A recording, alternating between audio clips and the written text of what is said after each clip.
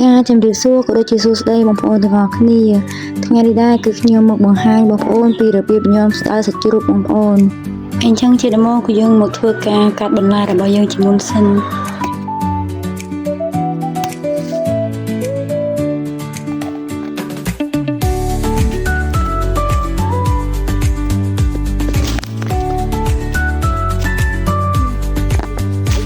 អញ្ចឹងបន្ទាប់ពីយើងធ្វើការបេះបន្លែរបស់យើងរួចរាល់ហើយយើងយកស្លៅរបស់យើងដែលយើងបានកាត់មុនហ្នឹងយកមកស្រោះបងប្អូន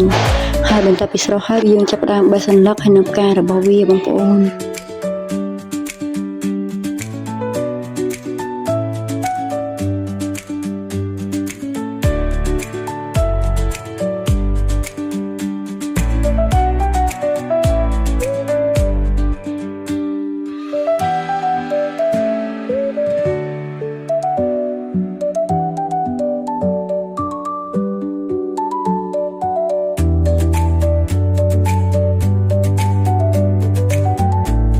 អញ្ចឹងបន្ទាប់ពីយើងធ្វើការបេះស្លៅរបស់យើងរួចរាល់ហើយគឺយើងចាប់ផ្ដើមមកស្ងោរសាច់របស់យើងមួយម្ដងក្នុងការស្ងោរសាច់នេះដែរជំហានដំបូងគឺយើងដាំទឹកឲ្យពុះបន្ទាប់មកយើងធ្វើការដាក់សាច់របស់យើងចូល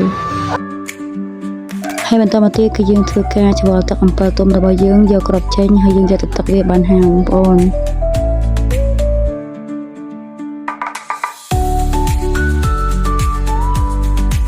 ចាអញ្ចឹងឥឡូវយើងឃើញថាទាំងសាច់ទាំងទឹកអំពិលទុំនិងបន្លែផ្សេងៗរបស់យើងគឺបានរៀបចំរួចរាល់ហើយបងប្អូនអញ្ចឹងឥឡូវនេះគឺយើងចាប់ផ្ដើមមករៀបចំបន្លែដែលយើងបានរៀបចំទុកមុននេះមកលាយបញ្ចូលគ្នាបងប្អូនតែបន្លែនៅក្នុងនេះដែរគឺមានត្រសក់ខ្ទឹមសខ្ទឹមក្រហមជាមួយនឹងស្តៅដែរបងប្អូនបន្តមកទៀតគឺយើងធ្វើការដាក់សាច់ទឹកប្រហុកដែលយើងបាន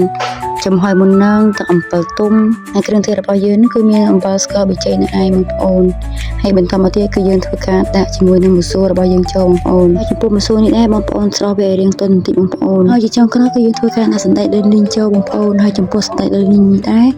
បងប្អូនអាចដាក់នៅពេលដែលបងប្អូនញ៉ាំក៏បានដែរបងប្អូនអញ្ចឹងឥឡូវយើងឃើញថាញ៉ាំស្តៅរបស់យើងគឺបានរួចរាល់ហើយបងប្អូនហើយទន្ទឹមនឹងនេះដែរវីដេអូរបស់ខ្ញុំក៏ជានាទីបញ្ចប់បើមានកំហុសខុសឆ្គងសូមខន្តីអភ័យទោសជួបគ្នាក្នុងវីដេអូក្រោយអរគុណ